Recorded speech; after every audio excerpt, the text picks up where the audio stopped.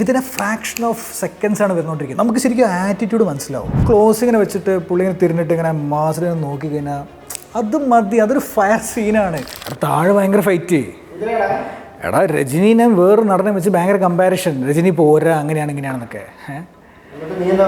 നമ്മൾ വിടുവോ? തലൈവർ ഫാൻ.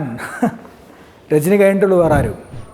ഞാനിപ്പോൾ താഴെ ഓഫീസിൽ ഇങ്ങോട്ട് കയറി വരിക. അപ്പോൾ താഴെ ഭയങ്കര പ്രശ്നമാണ്, പ്രത്യേകിച്ച് ഫാൻ ഫൈറ്റാണ്. വേറെ നടനെ വെച്ചിട്ട് കമ്പയർ ചെയ്തൊക്കെയാണ് പറയുന്നത്. നടനാരെ മനസ്സിലായല്ലോ അല്ലേ? പിന്നെ പേരൊന്നും പറയുന്നില്ല, പക്ഷേ വൻ ഫാൻ ഫൈറ്റാണ്. ഇന്നയാൾ ബെറ്റർ, ഇന്നയാൾ മോശം എന്നൊക്കെയാണ് പറയുന്നത്. പ്രധാനമായിട്ടും പറയുന്നത് രണ്ട് കാര്യങ്ങളാണ്. ഒരാൾക്ക് പണ്ടത്തെ പോലെ ഫാൻസ് ഇല്ല, അതായത് രജനിയാണന് പണ്ടത്തെ പോലെ ഫാൻസ് ഇല്ല, പുള്ളിക്ക് ഫാൻ പവർ ഇല്ല. പ്രത്യേകിച്ച് പറയുന്നത് ഇപ്പം കൂലിക്ക് ഇത്രയും ബുക്കിംഗ് ഉണ്ടാവാനുള്ള കാരണം മൾട്ടി സ്റ്റാർ പടമാണ്. അതേപോലെ തന്നെ ജയിലർ ഹിറ്റായി എന്ന് പറയുന്ന സമയത്ത് അതും മൾട്ടി സ്റ്റാർ പടമാണ്. പുള്ളിക്ക് പ്രായമായിപ്പോയി, പുള്ളി ഒതുങ്ങിയിരിക്കണം, ഇങ്ങനെയൊക്കെ ഭയങ്കര ഹീറ്റ് കമൻസ്. ഇത് താഴെ എന്ന് പറയുന്നത് മാത്രമല്ല, നമ്മുടെ കമൻറ്റ് ബോക്സ് നോക്കിക്കഴിഞ്ഞാൽ അവിടെയും കാണാം. അപ്പോൾ ഞങ്ങൾ തമ്മിൽ ഫ്രണ്ട്സിൻ്റെ ഇടയിൽ ഇങ്ങനെയുള്ള സംസാരങ്ങൾ ഉണ്ടാകുന്ന പോലെ തന്നെ ഈ കമൻറ്റ് ബോക്സിൽ ഇതുപോലെ ഇങ്ങനെ ഭയങ്കരമായിട്ട് ഇങ്ങനെ രജനി പോരാ, രജനിക്ക് അഭിനയിക്കാൻ അറിയാമോ, എന്തിനാണ് ഇത്ര ഹൈപ്പ് കൊടുക്കുന്നത്, ഇങ്ങനെ രണ്ട് കാര്യങ്ങൾ പ്രത്യേകിച്ച് പറയുന്നുണ്ട്. അദ്ദേഹത്തിൻ്റെ ഒരു സ്റ്റാർഡത്തെ കുറിച്ച് പറയുന്ന സമയത്ത് പടയപ്പ എന്ന് പറയുന്ന സിനിമ നിങ്ങളെല്ലാവരും കണ്ടിട്ടുണ്ടാവും. അദ്ദേഹത്തിൻ്റെ കരിയറിലെ തന്നെ ഏറ്റവും വലിയ ഹിറ്റുകളിലൊന്നാണ്. ഈ സിനിമ അന്ന് റിലീസ് ചെയ്തപ്പം 20 മുതൽ 30 തവണ വരെ റീവാച്ച് ചെയ്ത ആളുകളുണ്ട് തിയേറ്ററിൽ പോയിട്ട്. അന്ന് ആ സിനിമയുടെ ടിക്കറ്റ് ബ്ലാക്കിൽ ഇറങ്ങിയിട്ടുണ്ടായിരുന്നു. അന്ന് അതിന് 500 രൂപയുടെ മേലെയായിരുന്നു റേറ്റ്. 99 ഓർക്കണം. അപ്പോൾ ഇന്നിപ്പോൾ കൂലിയുടെ റിലീസിന് സമയത്ത് 4500 വരെ ടിക്കറ്റ് റേറ്റ് പോകുന്നുണ്ട്. ബാംഗ്ലൂരൊക്കെ 2000 രൂപ എന്നൊക്കെ പറഞ്ഞ് ന്യൂസ് വരുന്നുണ്ട്. എനിക്ക് വലിയ അത്ഭുതം തോന്നുന്നില്ല. കാരണം എന്താ വെച്ചാൽ ആ മനുഷ്യന് അത്രയും വലിയൊരു ഫാൻ ബേസ് ഉണ്ട് ഓൾറെഡി. അയാൾ ചെയ്തു വെച്ചിരിക്കുന്ന അമ്മാരി പടങ്ങളാണ്. അപ്പോൾ അദ്ദേഹത്തിന് അങ്ങനെ കാണാൻ വേണ്ടിയിട്ട് ശരിക്കും പറഞ്ഞാൽ അങ്ങനത്തെ ഒരു ലെവലിലൊരു പടം വരുന്ന സമയത്ത് എല്ലാവരും തിയേറ്ററിലേക്ക് എത്തിയിരിക്കും. പിന്നെ വേറെ സിനിമ എടുക്കാം, മുത്തു. ഈ മുത്തു ഒരു കൾട്ട് ക്ലാസിക് ഹിറ്റാണ്. എവിടെയാണെന്നറിയോ? നമ്മുടെ ഇന്ത്യയിൽ മാത്രമല്ല, അങ്ങ് ജപ്പാനിലും. അവിടെ ഡാൻസിങ് മഹാരാജ് എന്ന് പറഞ്ഞൊരു പേരിൽ ആ പടം റിലീസ് ചെയ്തു. ഈവൻ ജപ്പാൻകാർ ഫാൻ ക്ലബ്ബ് ഉണ്ടാക്കി.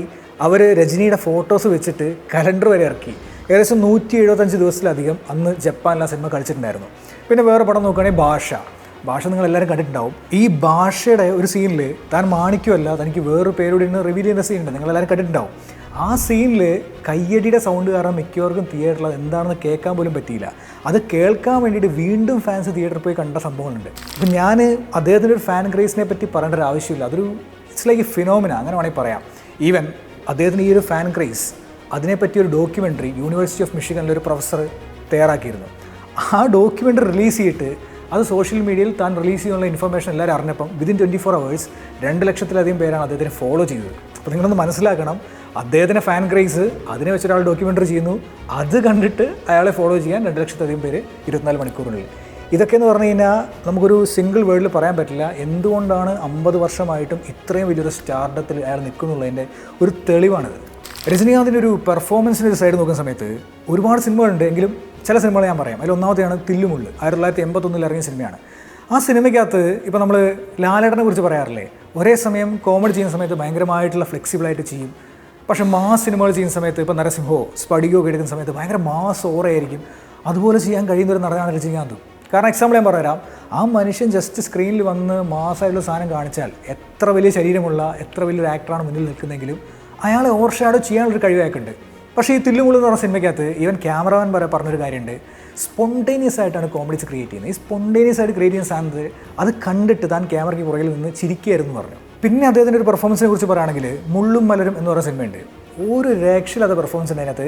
അതിൽ അദ്ദേഹം ഒരു ഓഫീസറിൽ ഇരുന്നിട്ട് ഓപ്പോസിറ്റിൻ്റെ കഥാപാത്രത്തോട് സംസാരിക്കുന്ന സമയത്ത് താൻ എന്താണ്, തൻ്റെ ഇമോഷൻ എന്താണെന്ന് കറക്റ്റായിട്ട് കൺവേ ചെയ്യുന്ന ഒരു രീതിയിലുള്ള ആറ്റിറ്റ്യൂഡും എക്സ്പ്രഷനും കൊടുക്കുന്നുണ്ട്. അതിൽ ആ കഥാപാത്രത്തിൻ്റെ പേര് കാളി എന്നാണ്.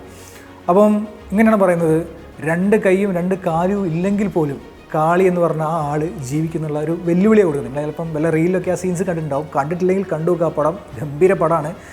അത് പറഞ്ഞ നിമിഷത്തിൽ നമുക്ക് ഫീൽ ചെയ്യും കാളി എന്ന് പറഞ്ഞ കഥാപാത്രം എന്താണ്, അയാൾ എങ്ങനെയാണ് ഈ സിനിമയ്ക്കകത്ത് ഉണ്ടാവുക, എന്തൊക്കെ ഇൻസിഡൻസ് ആണ് സംഭവിക്കുന്നത് മൊത്തം നമുക്ക് മനസ്സിലാവും. കാരണം അമ്മാരി മൈന്യൂട്ടായിട്ടുള്ള എക്സ്പ്രഷൻ കൊടുത്തിരിക്കുന്നത്. ഈവൻ അത് കഴിഞ്ഞിട്ട് ഇപ്പം നമ്മളങ്ങനെ ചലഞ്ച് ചെയ്താൽ പോലും നമ്മൾ സ്വയമേ ഉള്ളിൽ ഭയങ്കരമായിട്ടുള്ള വിഷമം ഉണ്ടാവുമല്ലോ. ആ വിഷമത്തിന് വേണ്ടിയിട്ട് പുള്ളി ജസ്റ്റ് ബാക്കോടെ നിന്ന് ഇരുന്നിട്ട് ജസ്റ്റ് നമ്മളൊന്ന് ആത്മനിർവൃതി അടയൂലേ, അങ്ങനത്തെ ചില അല്ലെങ്കിൽ ദീർഘനിശ്വാസം ഇരുന്ന് അങ്ങനെ ചില എക്സ്പ്രഷൻസൊക്കെ within a fraction of seconds ആണ് വരുന്നോണ്ടിരിക്കുന്നത്. അങ്ങനെ നമുക്ക് ശരിക്കും ആറ്റിറ്റ്യൂഡ് മനസ്സിലാവും.